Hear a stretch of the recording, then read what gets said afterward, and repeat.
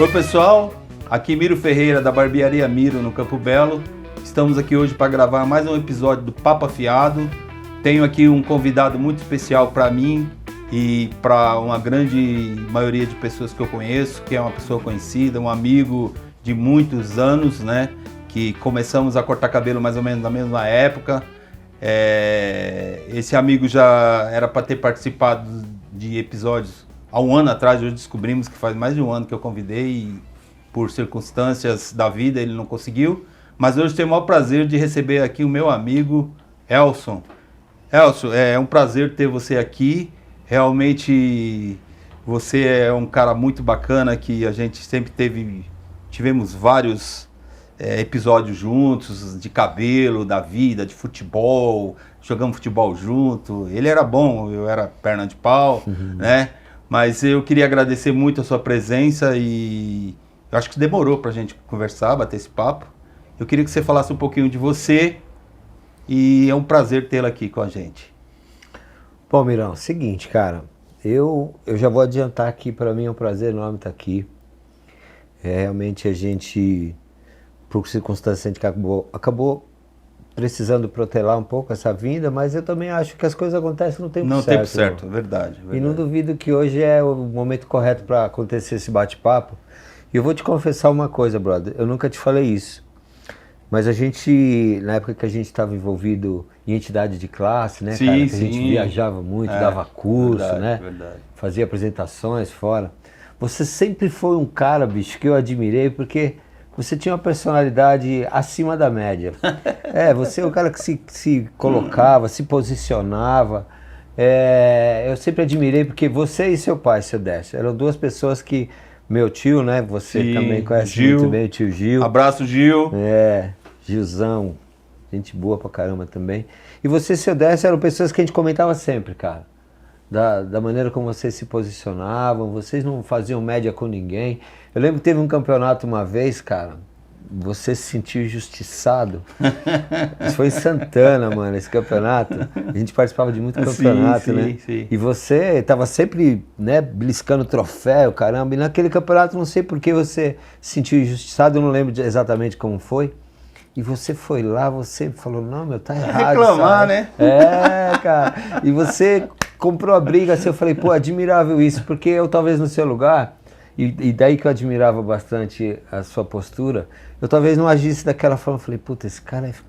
Ou é chato, né? Não, cara. Ou não aceita o resultado. Não, mas é porque você tinha convicção do que você tinha feito. É verdade. Vocês faziam trabalhos que se destacavam e tal. É verdade.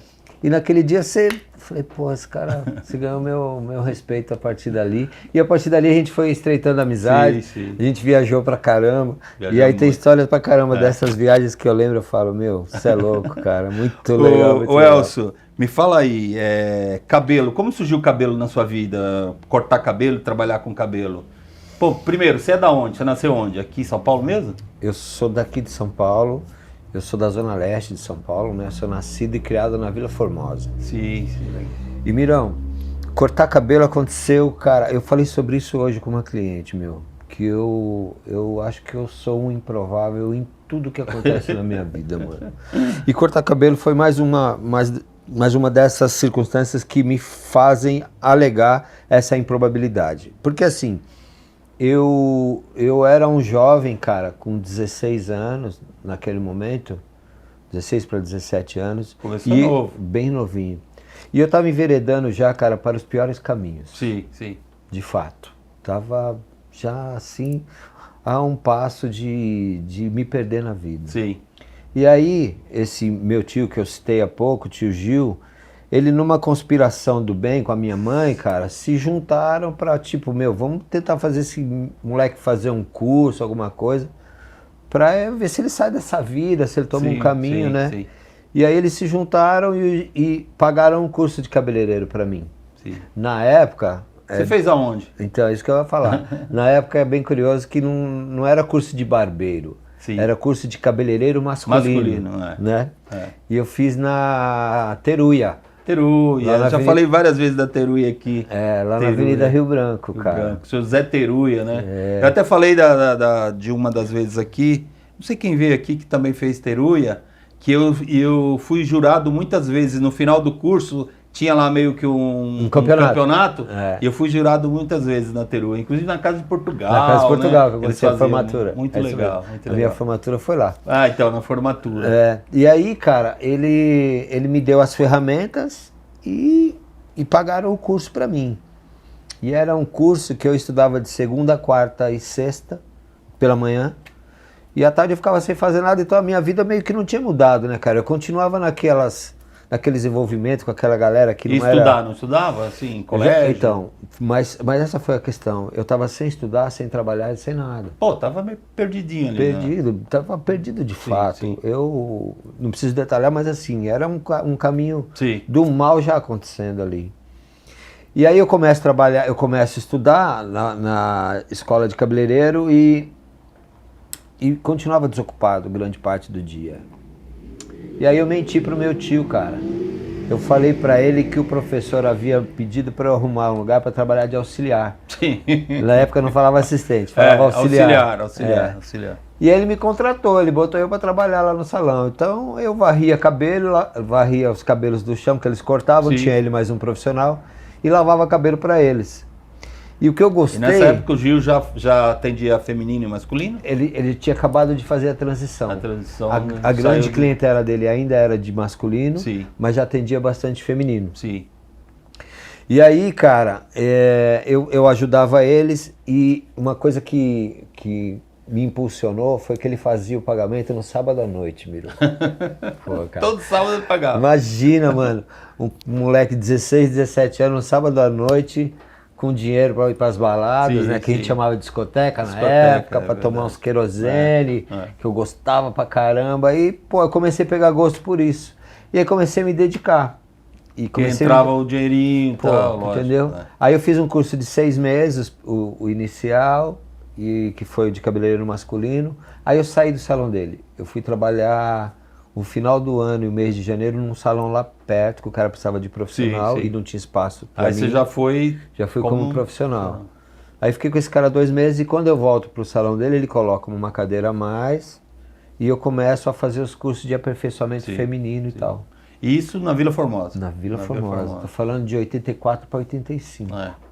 Mais ou menos, eu comecei um pouquinho antes. Eu comecei também por uma conspiração do meu pai com todo mundo que me acercava, né? Pô, você tem que fazer curso de cabeleireiro, eu detestava, não queria. E já contei aqui também que fui no Senac para fazer o curso, matriculei em outro de auxiliar de escritório, meu pai ficou muito bravo, quando eu tinha 17, né? Depois que eu servi aeronáutica, daí fiquei desempregado, meu pai falou, e aí, vai ou não vai? Daí eu fiz o curso, né, no Senac, fiz no Senac. Uma pessoa legal também, que a conversa vai... O Senac, meu pai quando fez o curso no Senac, sabe quem deu o curso para o meu pai? Não faço ideia. O Zé... Zé Menino? Não, poxa vida... esqueci o nome dele. Da UCB, pô, que era da área feminina.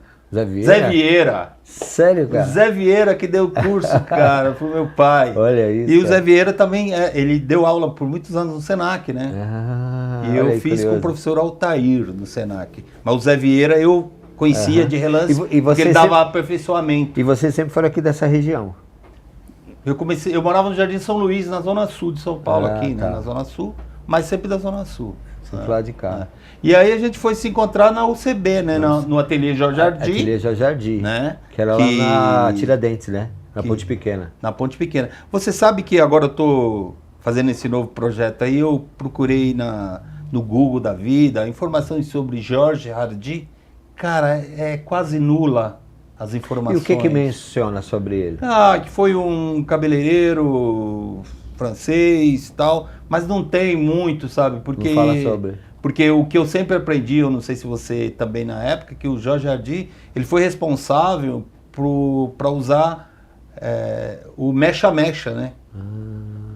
Porque... Eu nunca ouvi essa história, cara. Como eu tinha te falado, a gente comentou antes, o barbeiro perdeu um pouco de noção por conta do cabelo mais comprido da época de 60 para 70, né? E que é o que está acontecendo agora novamente. Tinha que pegar a mecha, levantar, né, dar o grau. O barbeiro não tinha essa expertise na época. Daí os homens começaram a cortar no cabelo nos salões femininos, né?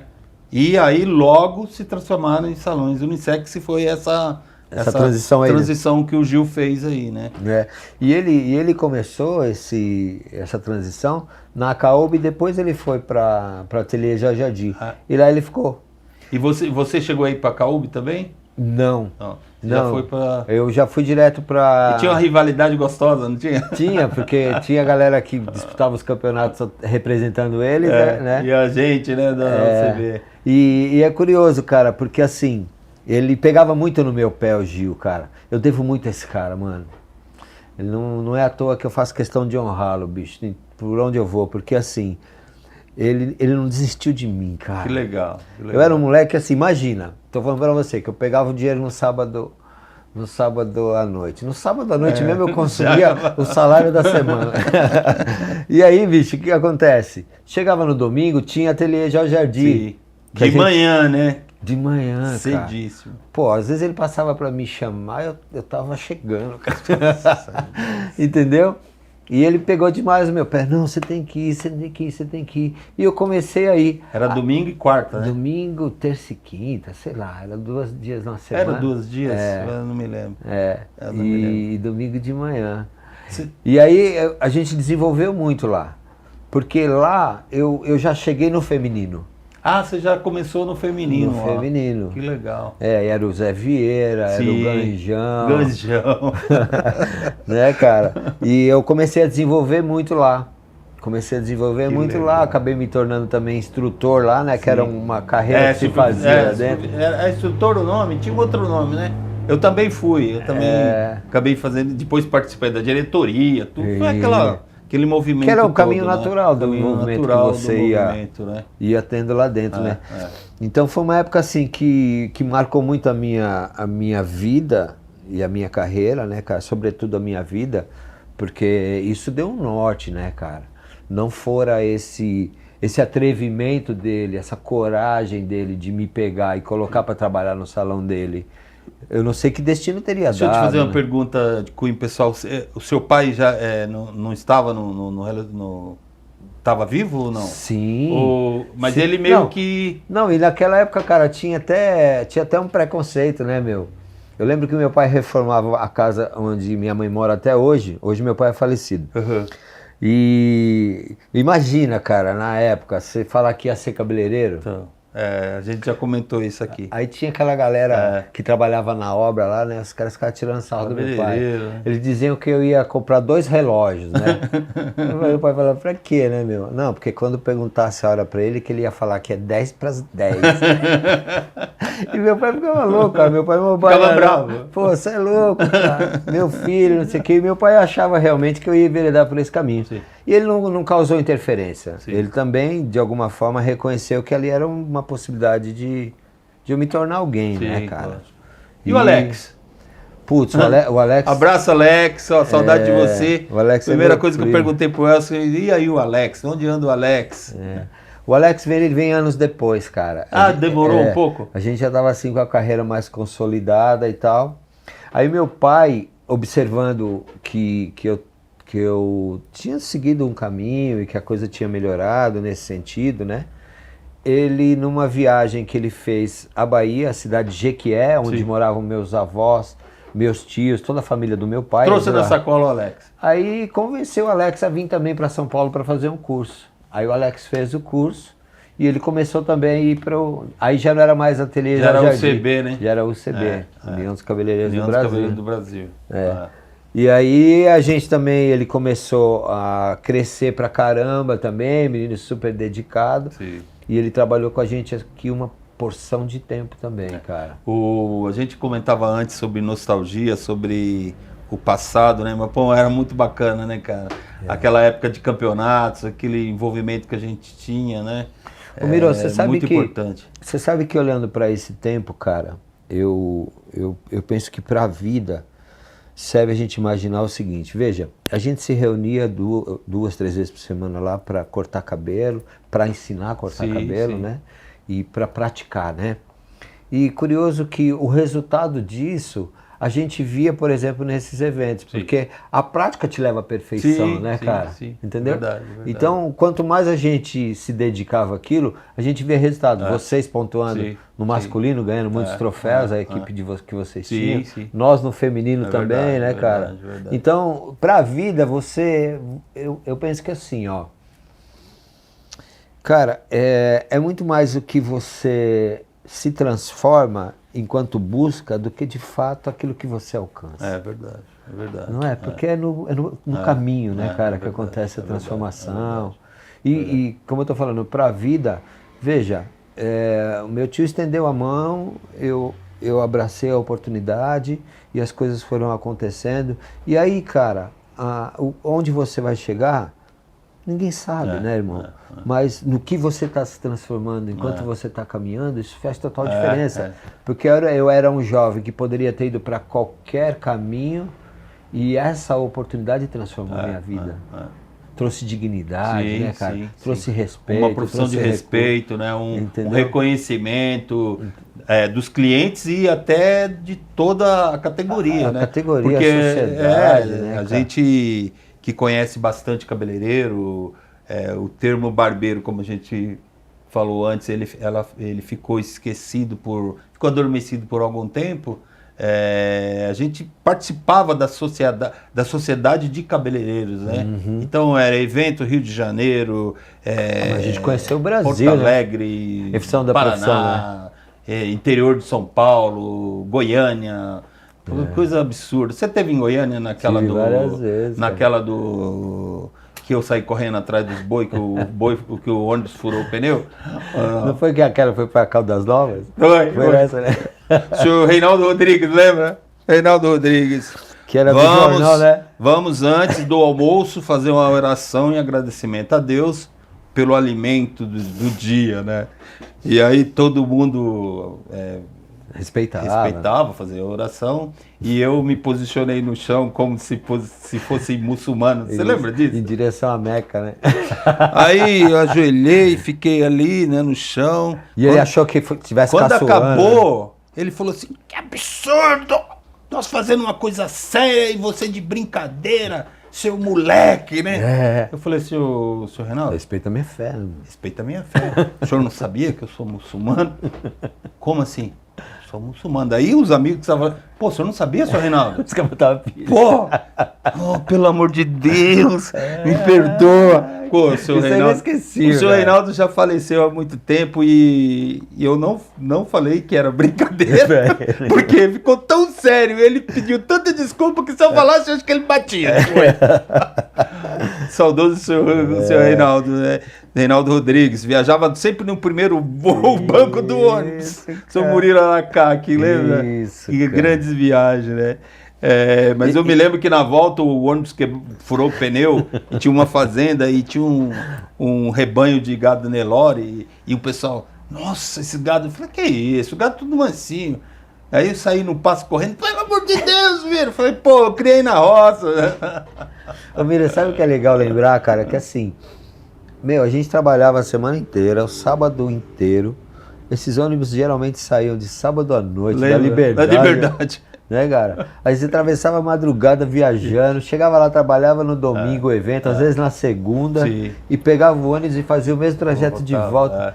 Cara, e assim, e de novo, o que você aprendia com tudo isso, né, cara? Não existia ganho, né, financeiro com isso. Inclusive, a gente pagava, né? Porque tinha que pagar o ônibus, entendeu? Hospedagem né? no hotel, mas né, o seu Murilo Aracaki era demais, era cheque pra todo lado, né, cara?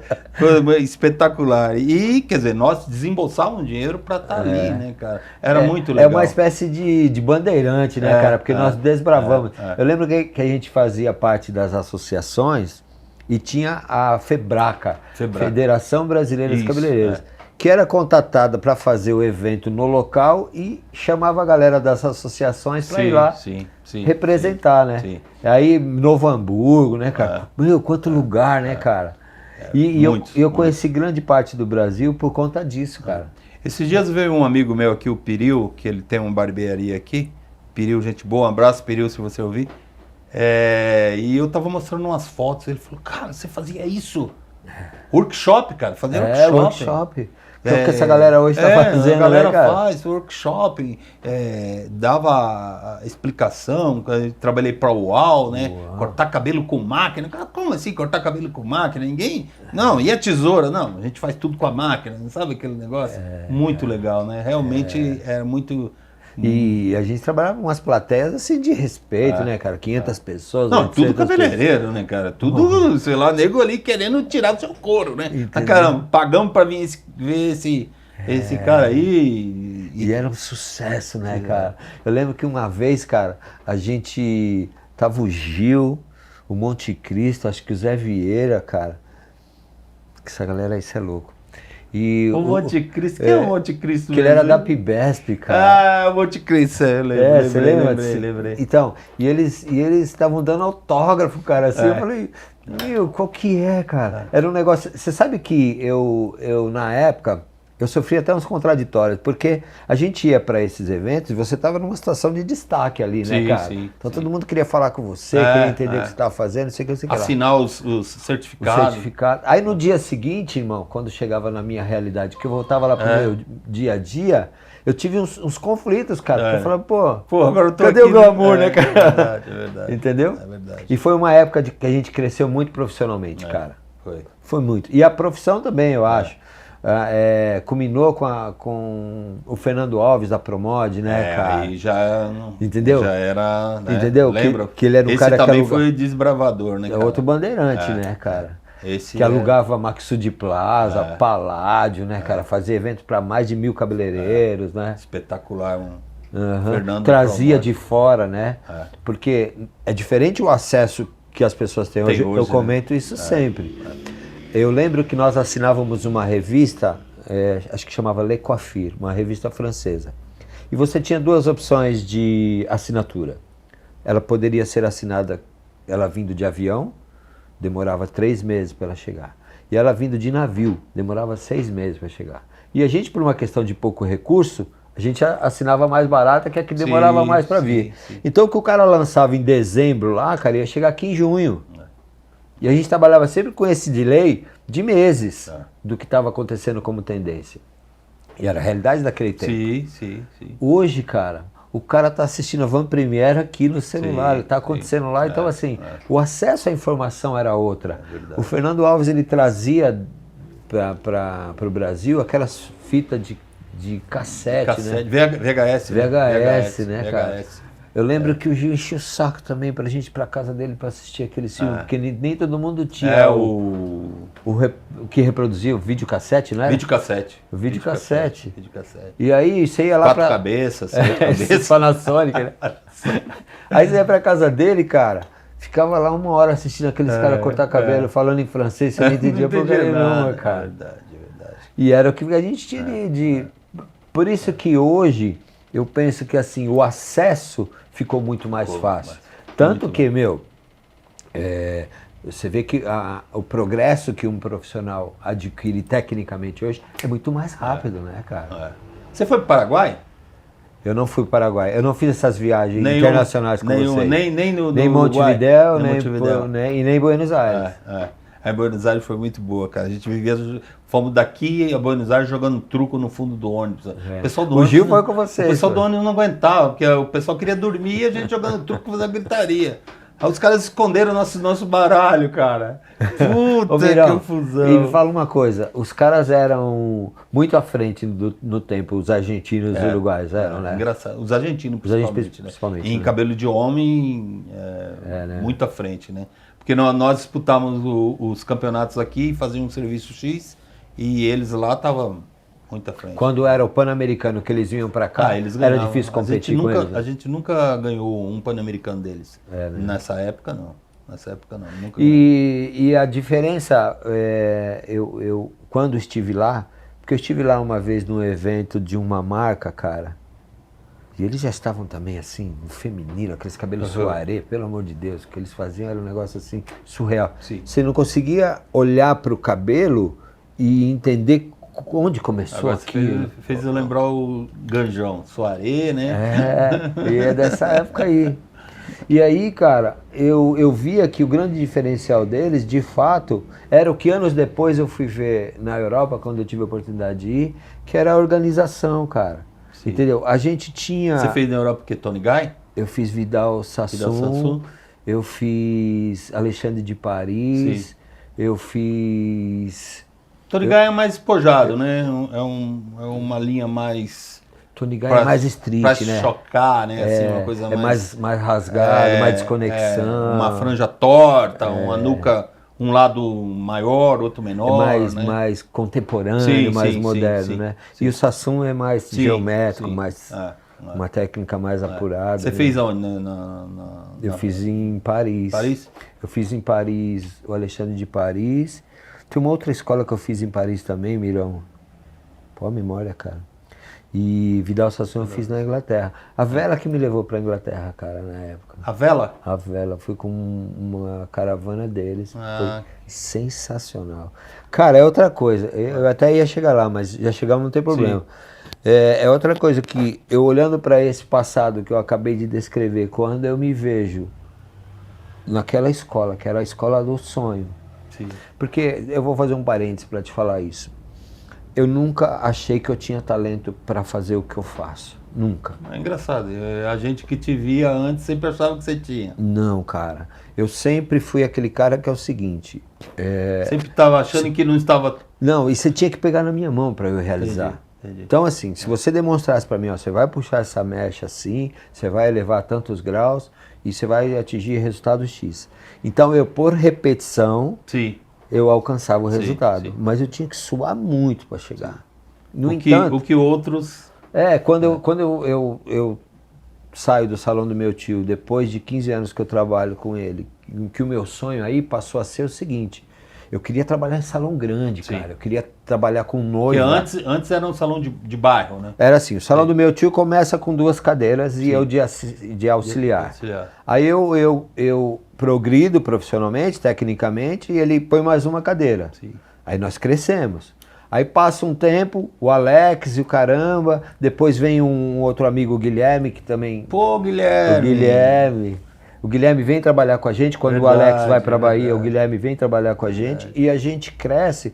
E crescemos ali o máximo que a gente podia. Guilherme continua no Tatuapé? Trabalha no mesmo salão que eu. Ele continua lá no Beleza Urbana. Legal. Nós temos o primeiro curso juntos. E aí eu vou fechando as janelas, tá? Mas assim, é que vai lembrando, né? O Guilherme, você falou de campeonato de formatura. O Guilherme, na nossa formatura, ele que foi o campeão, pô. Então vocês fizeram o curso junto? Fizemos o primeiro curso juntos, em 84. Que legal. Abraço, Guilherme. Saudade de você, cara. De repente, um dia desse, a gente bate um papo, hein? Vale a pena, meu cara. Tem história pra caramba também. Então, aí, cara... Seu sonho era... Eu cresci o máximo que podia ali. Sim. Não dava pra crescer mais. Aí eu começo, cara, a vislumbrar a possibilidade de sair de lá. Mas voltando à origem da história, Mirão, como é que eu saio do salão do cara que me estendeu a mão? Sim, aí é uma dor no coração. Pô, né? Aí eu tinha uma dívida de gratidão, maluco, que não tinha como eu pagar aquilo. E eu fiquei com aquilo me perturbando e ao mesmo tempo o desejo de crescer. Ali não tinha espaço mais. Eu tinha me tornado a referência no salão dele. Sim. Como é que eu saio? Aí, mano, eu vou pra terapia. Já começou lá atrás? Lá atrás. Faz tempo. Faz 27 anos. E ela tá comigo até hoje. Eu que com legal, ela até hoje. Que legal. Vou te falar sobre isso, é muito legal. Aí, mano, eu descubro na terapia que eu podia continuar grato sem me sentir devedor, porque nada tem a ver dívida com gratidão. Sim, verdade. E se houver algo a ser pago, já havia sido pago, porque eu já tinha trabalhado com ele 15 anos. Monetariamente, né? Entendeu? Lógico. Né? Aí, cara, eu me encorajo e aí eu saio e vou trabalhar. Começo, na verdade, eu me encorajo a ouvir propostas. Sim. E começo a ouvir de um e de outro. Jacques Janine, os salões lá da região. E aí acabei aceitando. Você veio um pouco mais para... Aí eu vim trabalhar no Tatuapé. E aí eu venho, e como de fato eu imaginava que pudesse acontecer, meu tio não gostou, porque ele tinha um sonho. Sim. E o sonho dele era eu tocar o salão dele. Entendi. Futuramente. Mas esse era o sonho dele, brother, não era o meu sonho. Seu. tá ligado? Aí quando acontece isso, irmão, eu saio e aí esse cara ficou sem falar comigo 1 ano. Puxa. Mas eu respeitei. Porque Eu lembro mais ou menos assim. Porque eu penso, mano, ele não tá errado, porque a minha saída geraria uma defasagem grande no salão dele. Parte dos clientes iam acompanhar, enfim, aquela história que todo mundo já sabe do ramo. Mas para mim estava ecológica a decisão, porque eu não tinha objetivo de prejudicá-lo. A minha saída representaria um prejuízo, mas não era o objetivo, era a consequência. O objetivo era crescer. E eu me encorajei e fui. Ficamos 1 ano sem nos falar, e aí quando a gente volta a se falar, a relação volta o que era. E aí eu estava trabalhando já em grandes salões, eu tinha acesso às empresas, eu tinha acesso a eventos, aí eu arrastava ele comigo. E ele entendeu? sempre junto, E ele sempre comigo. E aí eu vou encurtar a história para dizer o seguinte, passados muitos anos dessa ruptura, eu monto um salão no Tatuapé. Eu ia chegar lá, né? Eu monto esse salão e aí esse cara é tão louco, cara, que até dinheiro para montar o salão ele me emprestou. Que louco. E aí eu fiquei uma pá de ano, montei esse salão em 2006. Como é que foi a experiência de ter montado um salão, pra gente já começar a falar fantástico, do salão, que era La Blanca. A Blanca. Foi fantástico. Foi uma super experiência. Inclusive fui nesse salão, muito bonito. Salão incrível. Ele, por um tempo, ele foi assim, o salão referência na região. Chegamos a ter 60 colaboradores. Grande, hein? Grande pra caramba. Ele foi crescendo. E aconteceu um fato bem curioso, ainda só para encerrar a história com o tio Gil. Esse cara, em 2010, ele descobre um problema no coração que ele precisava colocar uma safena e mamária, essas paradas. E aí ele vai fazer essa cirurgia, inclusive foi eu que levei ele pro hospital, cara. Porque esse cara, de fato, se tornou meu pai, né? Lógico. Leva ele pro hospital, era só para fazer um cateterismo, no fim ficou para fazer essa cirurgia, o negócio era grave. E ele volta da cirurgia e o salão não estava legal quando ele se recupera. Entendi. O Guilherme tinha saído do salão, o Guilherme tinha ido pro Jacques Chanini, e ele sozinho no salão, o salão mal das pernas, eu tô um dia cortando o cabelo dele, e ele fala assim, eu vou parar de trabalhar, vou vender o salão, vou fechar o salão. Aquilo me assustou, cara, eu falei, caraca, mano, você não pode parar, tio. O cara é minha referência, mano. Lógico, e ele tinha saúde pra caramba ainda, nós estamos falando de 15 anos atrás. 15 anos atrás. Entendeu? Eu falei, você não pode parar e tal. Você vai encher o saco da tia, você vai ficar em casa, mano, você tá maluco. Aí eu pensei, eu falei, você tá certo disso? Ele falou, tô. Eu falei, então fecha e vem trabalhar no meu salão. Que legal. Aí ele falou, não dá pra eu vir, porque, meus clientes não vão pagar o preço daqui, era bem diferente. Eu falei, cara, não se preocupa com isso. Você pega uma cadeira e você vai atender seus clientes do jeito que você quiser. Você precisa não ficar parado. O preço que você quiser. O preço que você quiser. Ah, tá bom, vou pensar. E ele saiu fora. Quando ele sai fora, eu pego o telefone e ligo pra minha tia Delza. Tia Delza, você lembra dela, né? Sim, lembro. Eu, tia Delza, aconteceu isso, me ajuda aí, cara, vamos convencer esse cara. Tá bom. Daí uma semana ele me liga, filho, a proposta tá de pé? Eu falei, tá, meu. Então eu aceito. Que legal. Olha, cara, que legal. E ali... E é o ciclo, fechou, mano. Porque ali eu pude, cara, manifestar e materializar minha gratidão, lembra? Sim. E ele veio pro meu salão em 2010, trabalhou comigo ainda 9 anos. Caramba, deu tudo isso. Cara. Porque aí depois eu vendi, né, o salão e ele ficou lá, ainda com o pessoal que comprou, eles ficaram ainda quase 1 ano com o salão e ele ficou lá, cara. E a experiência de ter salão, assim, você participava da parte administrativa ou não? Porque você tinha um sócio, não? No começo, sim, no primeiro ano. Aí eu comprei a parte dele e fiquei sozinho. E como é que foi essa experiência de assim, tocar esse tanto de gente? O negócio era grande, né? Era grande, faturava pra caramba. Mas, assim, Miro, faltou expertise administrativa Eu acho que esse assunto é até recorrente, né, cara? Sim. Com todo mundo que a gente fala que é cabeleireiro, que é profissional, que toca um negócio... que tem dificuldade na parte administrativa. E sobretudo porque eu era um dos maiores geradores de riqueza do negócio. O maior ticket, né, médio era na sua faturamento, de movimento. Sim. Então eu tinha que administrar, eu tinha que atender, eu tinha que fazer compra, pagar, demitir, contratar. Quer dizer, é óbvio que chega uma hora, e tem um detalhe, que foi uma época do país em que a gente estava numa pujança econômica absurda. Sim. Então, assim, você cobria um santo, descobria o outro, e o recurso entrava, as manilhas de entrada e de saída se misturavam, e naquele tempo a gente não vivia nenhum tipo de dificuldade. Sim. De 2013, 2014, que a coisa começou a ter dificuldade econômica, aí eu até brinco, eu digo que administrar a fartura qualquer imbecil administra. Agora quero ver na hora que aperta, que estreita, que vira escasso o negócio. Então aí eu comecei a ter dificuldade. E quando eu começo a ter dificuldade, Milho, eu começo a procurar Sebrae, começo a procurar consultoria, administrador e tal, e passando dificuldade, eu tinha feito uma reforma grande lá, tinha buscado recurso no mercado financeiro, isso também apertou demais a questão financeira e econômica do negócio, né, cara? Até que chegou uma hora eu não aguentei e eu precisei vender. Aí vendeu, tipo, porque já estava aqui. E na verdade eu não vendi, eu entreguei, né, cara? Para me livrar do elefante branco que ele tinha se tornado, né? Mas aí a coisa enveredou por um outro caminho, enfim. Mas voltando à sua pergunta da experiência, eu acho que a experiência foi incrível, cara. Foi um crescimento assim absurdo em todos os aspectos. Como profissional, porque eu de fato alcancei uma relevância muito grande na região, por conta do que o salão representava.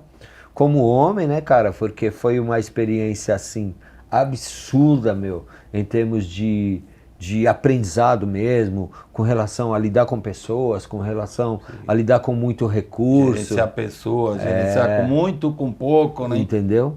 Então foi uma experiência grande. No fim, eu acabei vendendo, como já disse, isso gerou um monte de desconforto, porque a pessoa que comprou acabou não honrando os compromissos. Então, isso enveredou por um caminho de derrocada financeira, mas por outro lado, cara, é o que eu tô falando, trouxe uma possibilidade de entender a vida com outro prisma. Eu, graças a Deus, tive a oportunidade de ir para um grande salão na região. Aí você volta, entre aspas, a prestador de serviço. A ser prestador de serviço. E isso. Como é que foi isso? Foi meio decepcionante a princípio ou não? Ou foi uma coisa que você falou, putz, graças a Deus, agora eu vou começar? Como é que foi isso? Foi uma mistura disso tudo. Porque assim, ó, tem a decepção, porque você sair de uma condição de proprietário, de dono, né? Tem toda uma mística em cima disso, né? Para voltar a ser um prestador. E tem vaidade, né? Porque queira ou não queira, diante da sociedade, vaidosos, naturalmente, né? Então foi um mix, mas aí também trouxe aprendizado pra caramba, porque eu descubro a partir dessa necessidade de readaptação que eu estive empresário e que na essência o que eu sou é cabeleireiro. Sim, entendi. Entendeu? Entendi. E é o que isso curioso, cara, já fazem 6 anos isso. Caramba. Essa mudança. Passa tudo muito rápido. E você, né, nesse período aí que nós estamos para trás aí, você tem aprendido mais, voltou a fazer curso, não? Como é que você foi se modernizando na profissão, assim?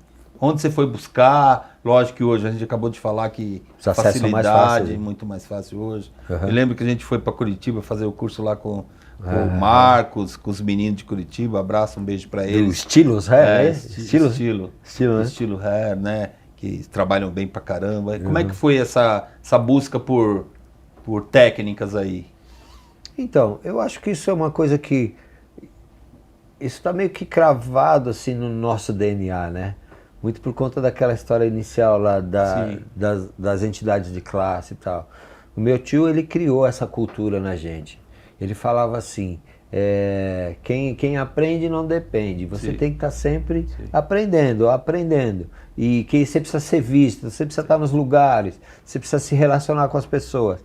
Então, por conta dessa cultura, até na condição de dono e de referência, a gente estava sempre envolvido em treinamento, em curso, seja viagem para fora, seja o que fosse, estava sempre aprendendo. Isso não mudou. A partir do momento que eu volto para a cadeira como atividade única, cara, isso exponencializou ainda mais, porque a necessidade de estar fazendo cada vez melhor o que você faz se fez porque ainda mais... Se depende exatamente só... Se fez ainda mais necessário. E aí, Miro... Você acabou cortando, né? Não pode ficar à vontade. Você acabou se especializando assim numa área, você falou que você gostaria de fazer noiva lá atrás, faz noiva, cabelo curto, mechas... Como que é assim, o dia a dia seu? Então, é muito louco, né? Muito louco porque assim, ó, antes de ter o meu salão, eu passei por esses salões, né, que eu te falei. Nos anos 90 tinha muito essa coisa do dia da noiva. Sim. Então, salão especializado no dia da noiva, a gente fazia 5, 6 noivas por final de semana, 8 noivas, contando sexta madrinha, e sábado, né? Madrinha, fazer tudo. E Dama. E isso era um mote desses salões. Sim. Passado um tempo dessa realidade, isso foi tomando um outro corpo. E aí inaugura no Tatuapé uma unidade do Estúdio W, do Vanderlei Nunes. Sim. E nós fomos convidados para trabalhar lá, entendeu? E quando nós vamos trabalhar lá, ele já vem com uma outra mentalidade, que é corte de cabelo, que é a coisa mais street do dia a dia da rua. Sim. Cor, mecha, corte, né? Então não se faz muito penteado. Serviço mais rápido. Rotina, dia a dia. Dia a dia. E aí a gente acaba... aquilo que fazíamos com noivas e nos penteados e tal, fica um pouco de stand-by e a gente vai então viver esse momento dessa coisa do corte, do dia a dia da rua. E a gente fica bastante tempo assim. Aí passa um tempo, eu acabo montando o meu salão e como eu tinha muita recorrência dessas noivas... A Estúdio W foi antes de você montar o salão? Foi antes. Como tinha muita recorrência dessas noivas que a gente penteava lá atrás, no nosso salão a gente monta um espaço voltado para isso e aí novamente a gente volta a fazer. A trabalhar. Só que aí somados as loiras, né, os reflexos que vieram com tudo e nós nos tornamos referência também nessa área e também nos penteados. Então se fazia de tudo. Eu costumo dizer, e eu falo isso até hoje, Miro, que eu sou uma espécie de mico-leão dourado. O que isso quer dizer? Eu estou em extinção.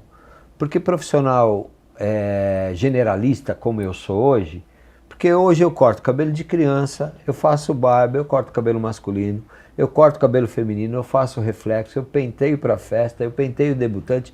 Quer dizer, eu sou um generalista, eu sou um clínico geral. Você é clínico geral. E a gente percebe, e aí você que está fazendo essas pesquisas todas aí com relação à nossa profissão, você pode até falar melhor. Mas a gente percebe que de um tempo para cá, eu acho que o advento da barbearia ajudou muito nessa questão. A nossa profissão está sendo entregue, e eu falo isso de forma positiva, porque é dessa forma que eu vejo mesmo, aos especialistas. Né? Então você tem o especialista masculino, você tem o colorista, que é o especialista em mecha, você tem hoje já o penteadista, que é o cara que só faz evento e cabelo de festa, né? O especialista em corte feminino. Corte curto, né? Pix, né? Entendeu? Então assim, e aí onde que eu me encaixo? Eu hoje sou, como estou falando, esse generalista. Porém, por uma questão de realidade digital, cibernética, a internet de alguma forma, ela exigiu que você se posicionasse como especialista em ou seja, corte, seja, você precisa E aí eu me posiciono na pandemia como especialista de corte curto. Sim. Entendeu? Que você começou a fazer aquelas lives, né? Isso. Com o objetivo de atrair essa audiência no sentido de compartilhar o conhecimento. E vou te falar exatamente quando isso aconteceu. Tinha uma cliente que eu atendia na Moca, na época da pandemia. Cara, a gente foi atender a domicílio, né, cara? E vou te falar uma coisa, nós fomos privilegiados, porque eu ganhei dinheiro na pandemia trabalhando muito a domicílio, Sim. que garantiu nossa sobrevivência. Sim. Num desses dias, eu estou atendendo uma cliente na Moca, Dona Sara. Um beijo, Dona Sara, está morando em Portugal. Está morando em Braga, Portugal. Eu cortando o cabelo dela, cara, eu termino de cortar o cabelo e, se parecer presunçoso, me perdoe, mas é apenas a constatação de um fato. Quando eu vejo aquele cabelo pronto, eu falo, eu não posso morrer com esse conhecimento, cara. Sim. Eu tenho que transbordar isso. Eu tenho que compartilhar isso. Sim. E eu comento isso com ela. E ela fala, por que você não faz live? Por que você não vai aproveitar a internet e vai contar para as pessoas, corta cabelo para as pessoas verem? Sim. E aí foi quando eu comecei, cara, a fazer aquelas lives que foi um negócio bacana pra caramba, tinha uma audiência legal. É bacana até hoje, né? Não é? Tinha recorrência, tinha bastante audiência, as pessoas... Você participou pra caramba, né, Cavino? Você dava lá uns pitacos que ajudava pra caramba no desenvolvimento da live. E aí acaba que, por conta disso, veja, sabe aquela coisa de você atirar pra lua? Sim. A minha mira era a lua, Sim. mas até chegar na lua eu fui acertando tanta coisa antes. Asteroide, não é? Putz, cara, um avião aqui e ali. E aí, o que aconteceu? Por conta disso, eu acabo desenvolvendo uma autoridade em corte de cabelo. Entendi. Entendeu? Então, hoje, se alguém me perguntar qual que é a sua, eu falar, eu sou especialista em corte de cabelo. É onde você se sente teoricamente melhor, assim, por conta da criação ou da técnica. Da técnica e como e deixa eu falar sobre isso. Desculpa te cortar, mas tem pertinência com o que a gente já falou. Eu falava de talento e não talento. Sim, sim. Que eu precisava você pegar na minha mão, não. Quando eu vou trabalhar em salão grande, e aí vou fechar essa outra janela, quando eu vou trabalhar em salão grande, que eu começo a ver o povo trabalhando, eu falo, mano, eu não sei trampar, velho. Os caras veem o negócio e já saem fazendo. E, no entanto, eu tinha que pegar, medir, calcular. Puta merda, cara. Eu dava um rolê pra chegar onde os caras chegavam numa... Eles chegavam fácil. Rápido. E eu sofri pra caramba com isso. Até, cara, eu perceber que, assim, o profissional intuitivo, ele dificilmente reproduz 2 vezes o mesmo trabalho. Mesmo trabalho, é verdade. Não raro, É verdade. nessas minhas andanças, eu ouvi a história assim, pô, cortei a primeira vez com o cara, mas eu fui lá a segunda vez, não ficou legal. Não, isso a gente ouve direto, né? Aí pedi a terceira vez, não ficou legal. Porque não tem um padrão, não tem uma técnica, é intuitivo. É intuitivo. O dia o cara tá bem, ele arrasa. E o dia que ele não tá tão bem, mano, entendeu? É o cara que corta exatamente no intuitivo. Né? E aí, o que era sofrimento, veja, que também serve pra vida o que eu vou falar agora. Mano, não é o que você vive, é como você vive o que você vive. É verdade. Então é o significado que se dá.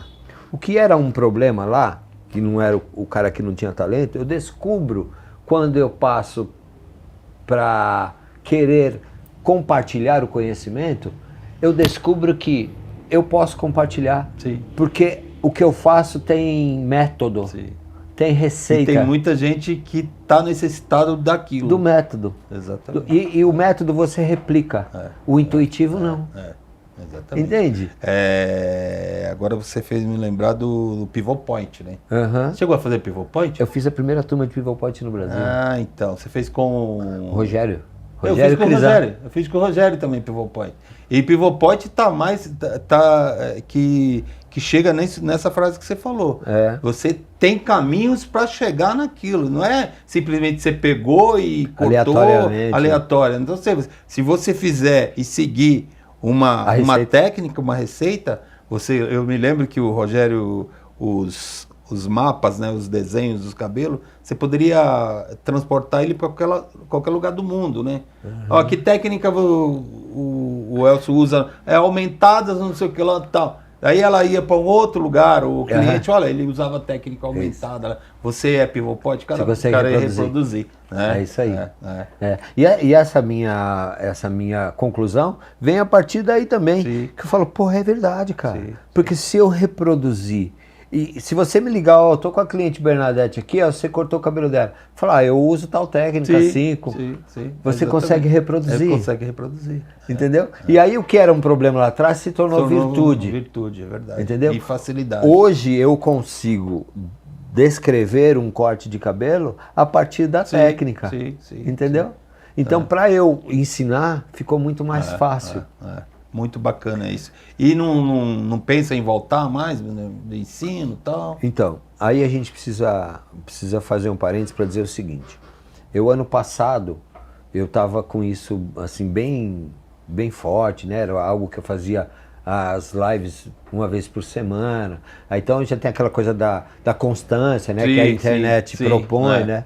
Aí eu tive a oportunidade, Miro, de viver um desafio, que eu recebi um diagnóstico no mês de agosto de um... Vamos falar sobre isso, né? E as coisas estão interligadas, né? Estão interligadas. Porque eu recebi um diagnóstico no mês de agosto, diagnóstico que me propôs... Um ano e 2 meses, 3 meses atrás.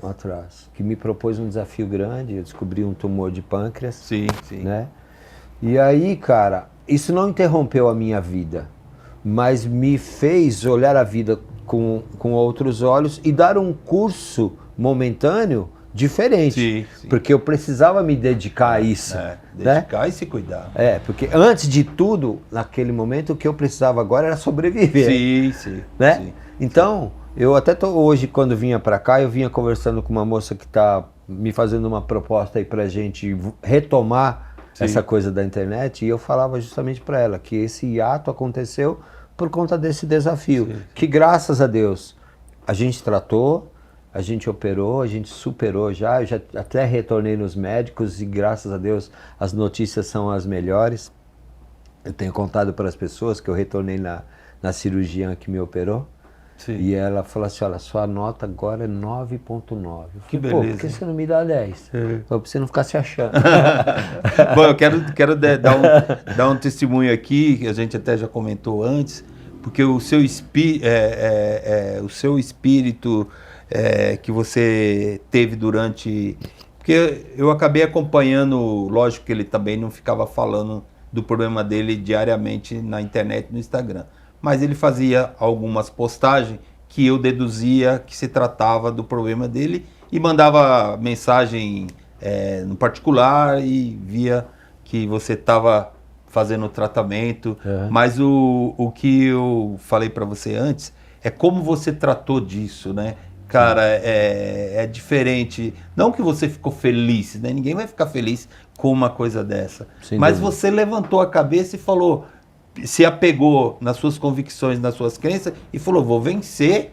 Sim. E vou vencer. Só tinha uma opção, né?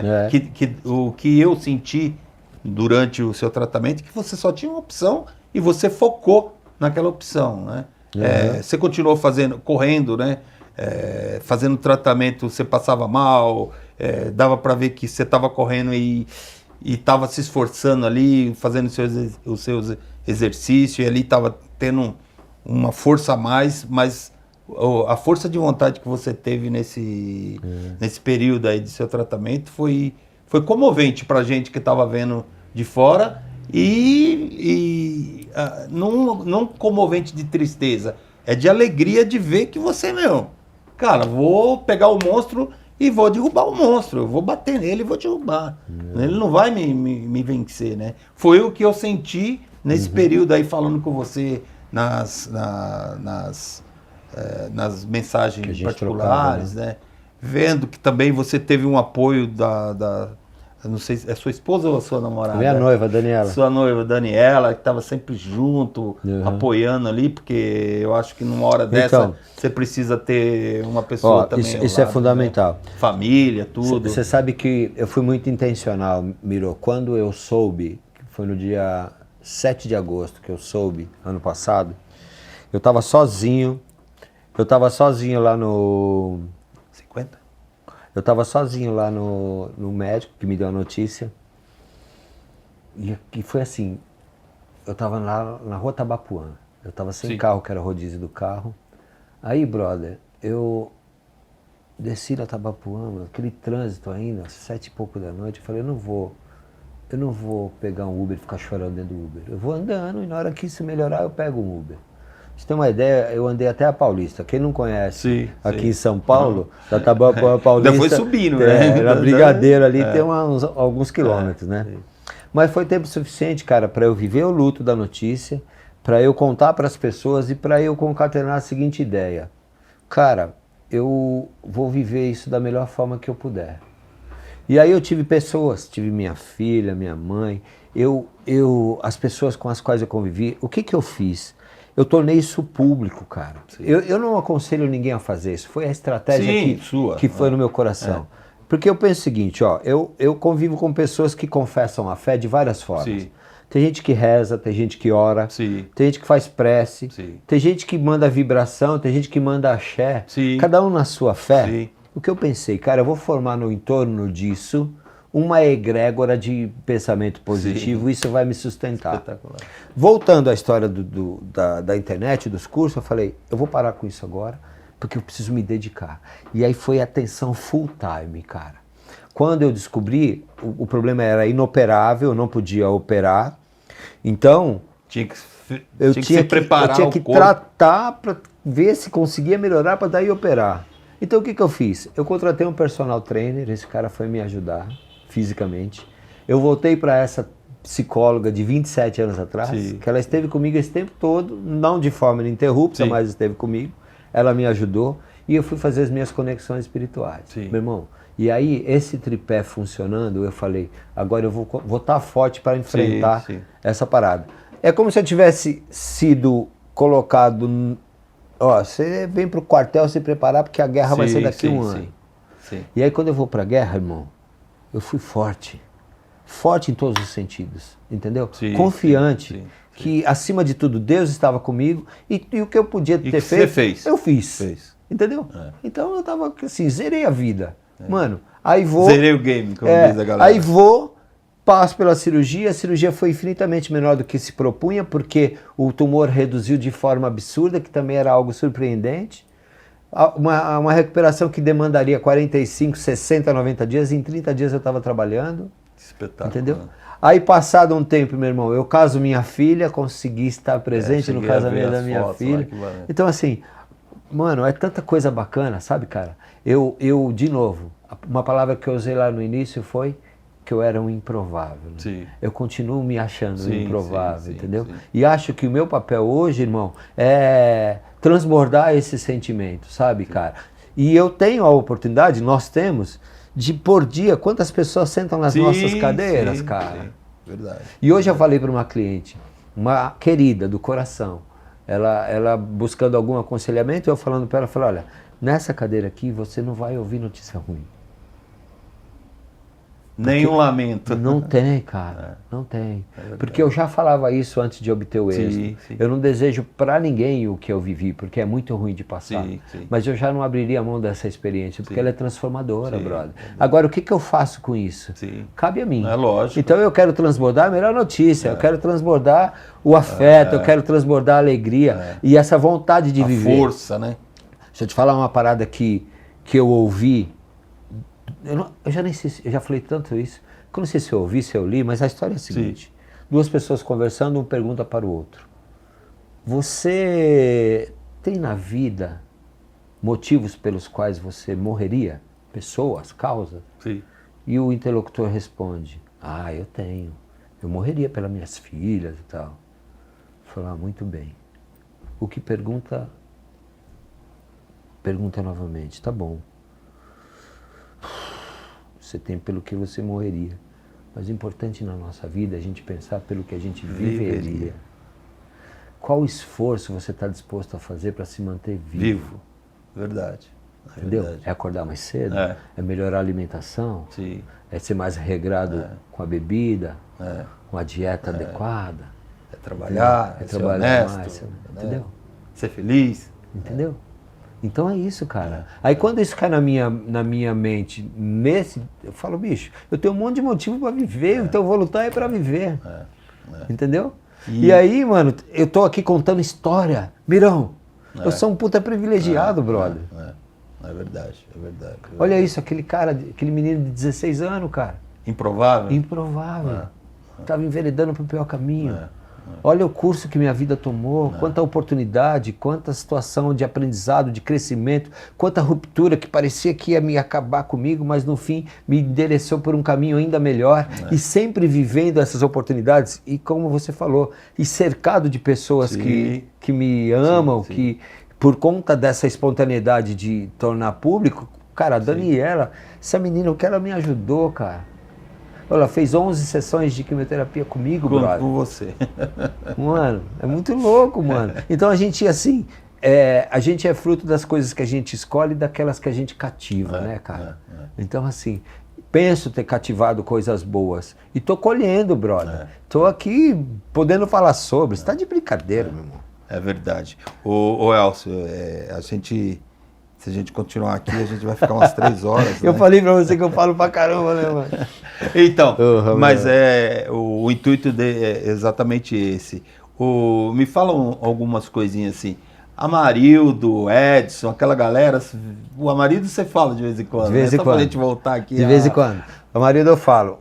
O Amarildo foi um... Figura, né? Tem uma cara, galera que fica na E ele vida foi um cara gente, que me né? prestigiava muito nessas lives aí, meu. Ele tava sempre lá, fazendo umas perguntas pertinentes. Não, o marido é o cara que quando a gente ia para os campeonatos também ficava torcendo, né? Porque nós tínhamos os nossos torcedores. Lógico, né, cara? A nossa turma, né, velho? A nossa turma, muito bacana. O Edson, né? O Amarildo trabalhou com o Edson, né? Eles trabalhavam com o Edson. Cara, você sabe que eu atendo um cara, O neto do Edson é goleiro, né? Um molequinho. É bom Enzo pra caramba. Poli. Eu sigo o menininho. Enzo Poli. Ele é bom pra caramba, né, meu? Eu atendo um cliente que era cliente do Amarildo, cara. Puta, ele não vai perdoar que eu esqueci o nome dele. O cara é palmeirense pra caramba, mano. Puta merda, cara. Que pena. Ô Elcio, nessa sua jornada toda aí, de começo, que você achava que não teria chance de ser alguém, eu sempre pergunto aqui para todo mundo, porque eu acho que tem uma palavra que ela simboliza muita coisa, que é gratidão. Você, pelo que ou por quem você tem gratidão na sua vida? Eu acho que essa história que eu contei para você já aponta para isso, né? Ô, mano, você sabe que gratidão é um sentimento que eu alimento e já não é de hoje. E hoje ainda mais, óbvio, por conta de tudo que eu já falei. Eu tenho para mim, brother, que ninguém consegue ser feliz se antes não for grato. Sim. A felicidade nasce na gratidão, entendeu? É a gratidão que principia o ser feliz. E óbvio que esse meu tio é uma pessoa que eu faço questão de honrar, cara, porque esse cara... Gildásio Andrade Teles, conhecido como Gil. Sim. Esse dia eu cortei o cabelo da minha tia lá na casa dele. Todo mundo pensava que era irmão do Irã. Eles davam juntos pra caramba. E eram parecidos, né? Parecido. Irã também, né, cara? Nossa. Irã de Pirituba, né? Pirituba, lembra? O Milton, né? O Milton. Ainda tem o irmão do Milton, como é o nome dele? Puta. Eu sigo ele. Eu falo direto com ele também, cara. Vamos lembrar o nome dele daqui a pouco. Sakai, Ângela, né? Turma boa, muito bacana. Beth Omori. Jailson. O Jailson trabalha bem pra caramba, né? Uns reflexos bonitos pra caramba. O Fodão não era tão bom, não, mas... Pô, gente... Peraí, deixa eu falar da gratidão, só pra encerrar. É verdade. E aí eu sou grato demais. Tem mais gratidão. A minha mãe, né, cara, que conspirou também positivamente a meu favor, minha tia, né, cara. Sim. E o que eu ia falar do Gil é o seguinte, esse dia eu cortei o cabelo da minha tia lá na sala dele, e tá lá na capa dele, Gil Cabeleireiro. Eu falei, cara, que saudade. São anos, cara, graças a Deus. De novo, bicho, é curioso, mas através do favor imerecido, que é a graça de Deus sobre a minha vida, sim, eu percebo que assim, em todo lugar que eu ia, Miro, tinha alguém que gostava de mim, cara, e me apoiava, e me ensinava, e me mostrava o caminho, por onde eu passei, bicho. Então assim, sou grato. O que me define é gratidão. Esse negócio de por onde passar, parece que tem alguém que gosta. Também comigo também acontece isso. Muitas vezes eu fico até meio acanhado das pessoas falarem coisas de mim, sabe? Pô, vai de mim mesmo? Eu me conheço. Você é um cara muito legal, foi muito importante. Cara, isso dá uma... Pra mim, assim, me soa como estranho, mas é a realidade, né, cara? As pessoas gostam da gente, as pessoas torcem pela gente, né? Quer o nosso bem. Agora né? eu vivi isso intensamente, cara. É sensacional, cara. E assim, ó, chegou a ser constrangedor, tamanha a força que eu recebi de tudo quanto era lado, Miro. É impressionante. E é curioso, né, que você falou, Elcio, você em algum momento você inspirou e tal. E eu ouço isso também com frequência. Sim. Mas eu encontrava nas pessoas a força para viver dessa forma e automaticamente inspirá-las. Então é um ciclo, né? De excelência, né, cara? De virtude. É uma delícia, cara. E hoje, Elcio, você tá no Beleza Urbana, né? Trabalha aqui todo dia? Você trabalha de terça a sábado. Terça a sábado? De terça a sábado. Segunda não vai porra nenhuma? Segunda, cara, é assim, a gente tira pra viver. Cursos, né? Às vezes faz. Segunda agora mesmo, nós tivemos num evento grande. Na Vela, não? Na Vela. Falou de técnicas de venda, de empreendedorismo, de aproveitar a oportunidade com o cliente. Então, assim, porque isso também a gente não teve lá atrás. Sim, lógico. É por isso que quebrou a cabeça, né? Entendeu? Hoje as empresas abriram os olhos para entender que, assim, cara, o cabeleireiro não é só cortar cabelo, não é só fazer tratamento, fazer cor, é muito mais do que isso. Vamos explicar para ele como que ele vai defender a empresa dele e gerar negócio, né, cara? Para comprar, né? Eles querem, lógico, que se gera negócio, eles vão vender mais. Então, as empresas... Antigamente não tinha nada para ensinar, né, cara? Você falou de revistas aí, lembrei agora, o Reinaldo... Gente boa pra caramba, né? Tá bem, Reinaldo, saudade desses caras. O Reinaldo tava aqui esses dias, eu tava falando com o Rasta, o menino aí de cima, né? Que é novinho, sabe pouca coisa do nosso passado. E a gente fala, antigamente a gente comprava uma revista, eu comprei, o Reinaldo tem até hoje, uma revista bem grossa, assim, numa banca que tinha no aeroporto de Congonhas. Era uma revista de moda masculina, né? Então... a gente comprava, não para ver roupa, para ver os cabelos dos modelos. Né? Então a gente se inspirava no cabelo dos modelos que estavam desfilando. E essa revista, eu estava falando com o Reinaldo, se fosse hoje assim, ela devia custar uns 800 pau. Então, ela era caríssima. Eu paguei metade, ele pagou metade. Chegamos a comprar 2 exemplares. Ele tem guardado até hoje. Olha que legal. E até hoje tem cabelo lá de se faz, né? Que se faz e que inspiram, né? É engraçado como hoje é muito mais fácil, né? O Cléo foi para Argentina fazer um curso lá na época que a gente tinha um clubinho aqui, né? A gente tinha um clubinho, né? Para treinamentos, né? Ganhávamos o campeonato porque a gente treinava, né? Isso. Repetia, né? Que você falou da repetição, né? E ele trouxe uma revista, cara, a gente ficava abismado a ver aquela revista, tinha um passo a passo de serviço, né? Então a gente ficava na foto. Receita. Né? Tinha receita. Hoje não, hoje tem fácil, tem podcast, tem vídeo, tem Mirão, tudo. A gente tinha no salão revisteiro. Revisteiro, é verdade. Hoje a pessoa entra aqui, qual é a senha do Wi-Fi? Então, Elcio, porra, legal. Dá mais outro papo, mano. Legal demais bater esse papo com você, cara. Relembrar das lutas, da batalha, também das alegrias que a gente passou junto, dos amigos que a gente fez, que estão por aí, que a gente já citou. Se a gente for citar todos aqui, vai faltar alguns, né? E vão cometer essa incoerência. Mas, Elcio, a gente está acabando aqui. Eu queria que você deixasse para encerrar, uma mensagem, o que você quiser falar aí pra galera, fica à vontade. Você tem 2 minutos. Tá bom. Não, mano, talvez não precise tanto, até porque, assim, não tenho... Eu não sei se eu tenho uma mensagem específica para deixar, mas eu penso que, como a gente usou aí a palavra gratidão, que a gente possa ser grato. Se a gente olhar um pouquinho no retrovisor, cara, a gente tem tanta coisa para agradecer todos os dias, nesse momento. E, sobretudo, a gente nunca se esquecer, cara, que a vida é o significado que você dá a ela, sabe, meu? E eu tive essa experiência, esse desafio recente aí, e só trouxe ainda mais verdade para eu entender que não é o que você vive, é como você vive o que você vive. Então é o significado que você dá. Seja grato, e eu tenho certeza, isso eu estou vivendo na pele, que a gratidão faz com que a gente se sinta bem, se sinta feliz, e independente da dificuldade que qualquer um esteja passando, se você se apegar a Deus e for grato, eu tenho certeza que você vai superar, como eu superei. E acho que é isso aí. De novo, é um improvável falando para vocês isso, e se servir de alguma forma essa história que foi contada aqui, tire o melhor proveito. Legal demais bater esse papo com você. Obrigado. Ô Elcio, fala pra gente as suas redes sociais aí pra te colocar lá no vídeo. Eu tô no Instagram, Elson Teles Hair, que é a rede que eu mais uso, e pode chegar lá que você vai ter acesso a todo o meu trabalho.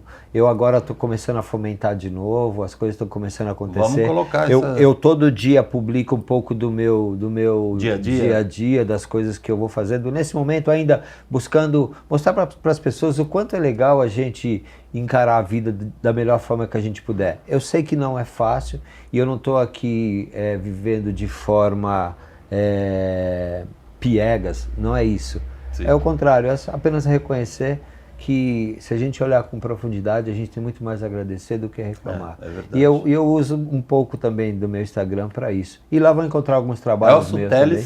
Elson Teles Hair. Legal. Ô Elcio, agradecer demais a sua presença aqui. Gratidão. Foi muito bacana, a gente tentou por várias vezes bater esse papo. Até falei pro meu filho hoje, ele falou, pô, não podia ser quarta-feira que vem? Eu falei, cara, a gente já desmarcou tantas vezes. Não, você falou até de segunda, né? E segunda tinha um evento lá que eu te falei. Depois eu vi que tinha evento mesmo, né? Eu vi sua postagem. Não foi minha mentira, não.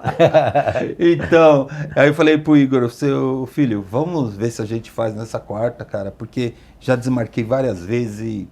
por vários, né? Porque já comentou por problema seu de saúde. Mas queria te agradecer muito a sua presença, a sua amizade, cara. É muito importante pra gente, pra mim, ter um amigo que nem você e um cara que entende de cabelo e é um mestre de cabelo. Porque, além de pessoa maravilhosa, bom de bola, que já foi, tá vendo?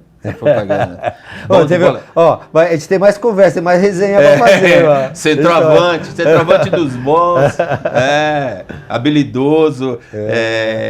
Além disso tudo, de ser uma pessoa super bacana, positiva, você trabalha bem e faz com maestria o que você se propõe a fazer. Você trabalha muito bem.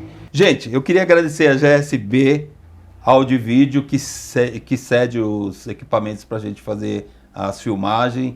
E convidar a todos para assistirem no Instagram e no YouTube. Se inscreva lá no YouTube e até o próximo episódio. Um abraço a todos. Obrigado.